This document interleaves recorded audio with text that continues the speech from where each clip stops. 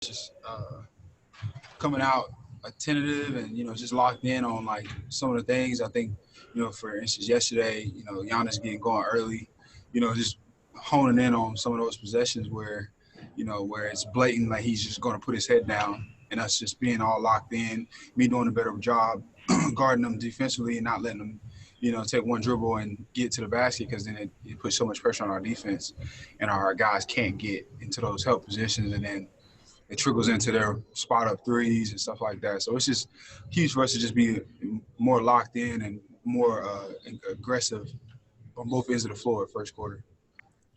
Josh Robbins, The Athletic. Yeah, hi, Gary. Good afternoon. What can your team do to clear your defensive glass more effectively?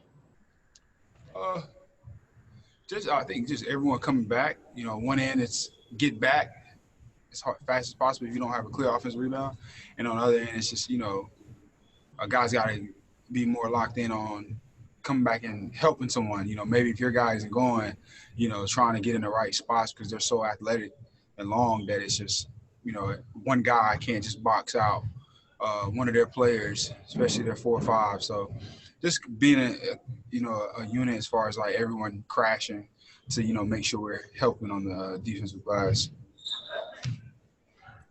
Philip Rossman-Reich, Orlando Magic Daily. Hey, Gary, kind of on that first quarter point, how important is it to see the ball go into the hoop, especially from deep early on to help you guys out? It seems like games 2 and 3, there were some open looks that you guys missed that maybe kind of deflated the team a little bit or changed or turned the momentum. Those are, kind of the way of the game, I guess you could call it. Just being unconscious, just regardless if you make it or miss it, just knowing that the next one is going to come. I heard Markel in his last interview just talking about how, they're the number 1 team and giving up threes. Just knowing you missed the first 3, just keep shooting, that you're going to get probably 6 more to erase those first 3. And I think, early on their ball pressure, it made it a little harder for us to make the, on-target pass and, just being able to have guys wide, more open than the third quarter. The third quarter guys were, we loosened up their pressure a little bit and was able to, get some wide open threes. Josh Cohen, OrlandoMagic.com.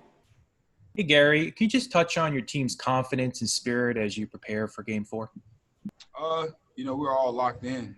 I think, just from these 2 losses, we realized, how much of a hole we put ourselves in that first quarter, Game 2 and Game 3.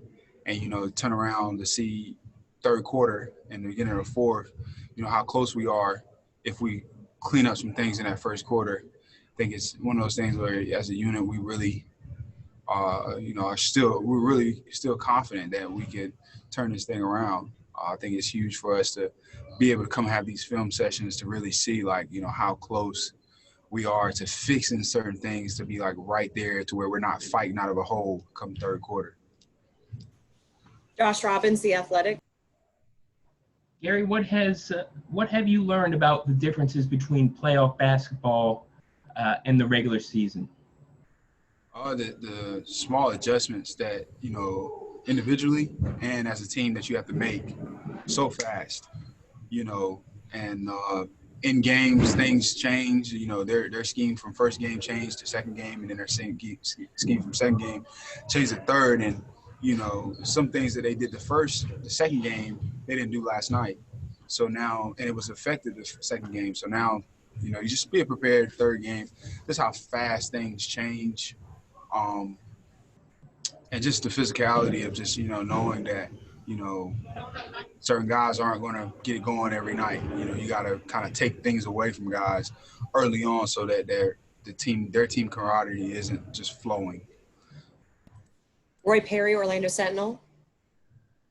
Gary, I'm just curious to know, what do you try to do mentally to sort of separate yourself from, playing defense on Giannis and then going back down the other end and being effective on offense?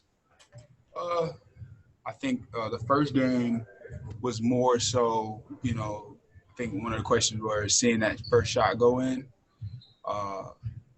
Just really trying to make him, make Giannis just not float around on defense. And that game one, he was, I think kind of spinning because I was making shots, getting our guys involved. And it was just, I got to kind of get back to that just not letting them just float. And when we're making shots as a unit, they're a little bit on their heels and have to scramble. When we're not making shots, we're not making them pay for the mistakes they're making on defense. So I think my mindset is just, try to lock in on everything that I have to do defensively to make it harder for him.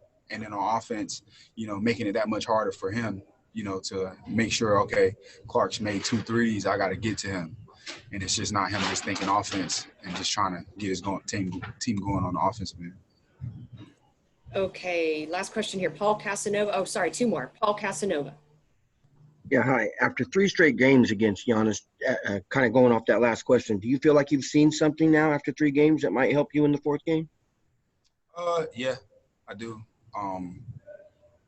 Some things just, offensively and defensively. Defensively, it's always been the same. Just, don't try to bail them out. A lot of guys just kind of try to foul him to put him on the line, but he's been confident at the line lately. And just for me, it kind of brings another dynamic to make him think about. I think in the second game when he got those 2 big dunks, a lot of guys would foul him, try to send him to the line, but I usually try to just keep my hands back and make him shoot over me. So, now I just got to take those bumps because he's putting his shoulder down a little bit more and getting more deeper. So just trying to brace him early on and try not to get him as close to the basket and still the same, not foul him. Josh Robbins, The Athletic. Gary, I know you have bigger things on your mind with the playoffs, but what is it? How gratifying is it that you're kind of thought of around the league as the best fishing champion of the bubble?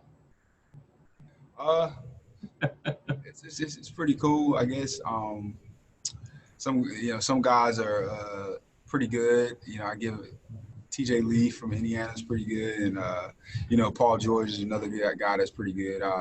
So I don't know, when I go out, I catch a ton of fish, and only people see, 3 or 4 that I've caught. So I can only imagine with those guys who don't necessarily post their fish every time.